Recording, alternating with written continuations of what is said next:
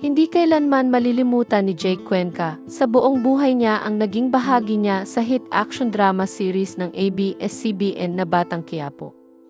Sa nalalapit na pagtatapos ng seryeng pinagbibidahan at idinirek ni Coco Martin, ibinahagi ng aktor na dapat talagang abangan ng mga manonood ang magiging ending dahil siguradong ikagugulat ito ng marami.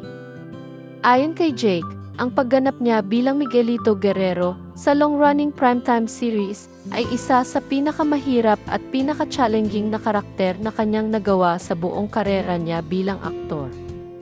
Ibang klaseng karanasan ang ibinigay sa kanya ng proyekto, lalo na tuwing nakakatrabaho niya si Coco Martin bilang direktor at kapwa-artista. Ibinahagi ni Jake na tuwing magkasama sila ni Coco sa set, talagang kakaiba ang energy at dedikasyon ng direktor. Kaya naman mas lalo siyang na-inspire na ibigay ang lahat sa bawat eksena.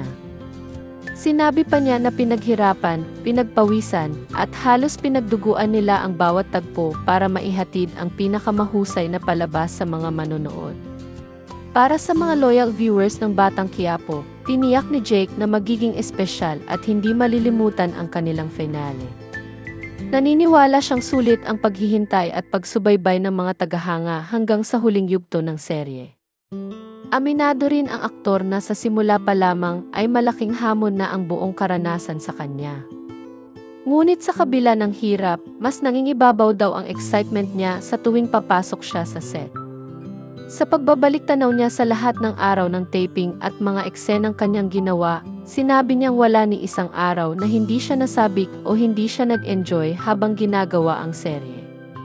Mas naging challenging pa ang sitwasyon dahil kasabay ng pagtitaping niya sa Batang Quiapo ay ginagawa rin niya ang isa pang serye na What Lies Beneath. Dahil magkaiba ang mga karakter niya sa dalawang proyekto, kinailangan niyang paghiwalayin sa isip at emosyon ang bawat role. Ayon kay Jake, karaniwan ay Lunes, Miyerkules at Biyernes ang taping niya para sa Batang Quiapo, habang Martes, Huwebes at Sabado naman para sa kabilang serye. Dahil dito, kinailangan niyang mag-adjust at mag-focus ng husto upang maibigay ang tamang emosyon at pagganap sa bawat karakter.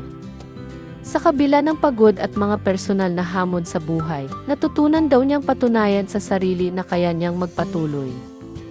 Kahit may mga problema o pinagdadaanan, kailangan pa rin niyang mag-ipon ng lakas at inspirasyon upang pumasok sa set at gampanan ang kanyang trabaho bilang artista.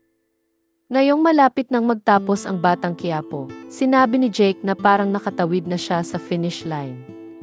Pakiramdam niya ay natapos na niya ang isang napakahalagang yugto ng kanyang karera at maaari na siyang bumalik sa pagiging simpleng Jake Cuenca muli. Sa huli, inamin ng aktor na ang pangunahing dahilan kung bakit niya tinanggap ang mapanganib at matinding role sa serye ay dahil kay Coco Martin. Para kay Jake, isa sa kanyang matalik na kaibigan si Coco, kaya't handa siyang tumugon anumang oras kapag tinawag siya nito para sa isang proyekto. Lubos din ang kanyang pasasalamat sa Batang Quiapo dahil pinili siya upang gumanap bilang Miguelito Guerrero, isang karakter na siguradong mananatili sa kanyang alaala habang buhay.